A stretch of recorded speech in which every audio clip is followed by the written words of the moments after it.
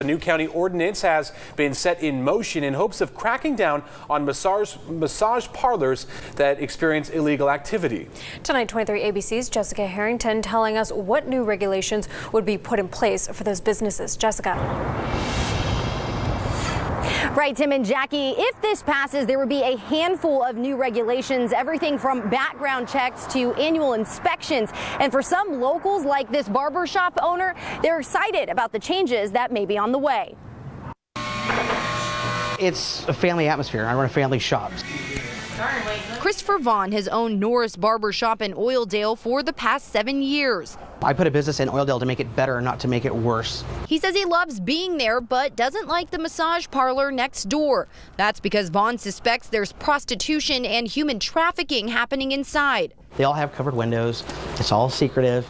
But a new county ordinance set in motion by the Board of Supervisors today may help put a stop to all of that. Those that are not following the rules and engaging in criminal activity, this is yet another ability for us to shut that facility down. The Department of Public Health proposed the ordinance. It would require practitioners to be certified by the California Massage Therapy Council. Establishments would have to apply for an annual operating permit, which would include a background check. There would also be an annual inspection by Public Health to ensure the building is up to code and that it's safe and sanitary. They suggest this would help reduce the opportunity for prostitution and human trafficking. We're hopeful that that will address what we think is a problem. Public Health would also work closely with the Kern County Sheriff's Office to investigate any reports or complaints of prostitution or human trafficking at these shops. Vaughn spoke in support of the new ordinance at the Board of Supervisors meeting this morning. He says for him and his barbershop, this is a step forward. I think it's a good start.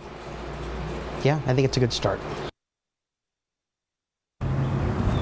The next hearing about this ordinance will be on August 22nd, and officials are inviting the public to come out and share their feelings, whether good or bad, about this ordinance. If it passes at that next hearing, this will go into effect 30 days later. Live in Oildale, Jessica Harrington, 23 ABC. Jessica.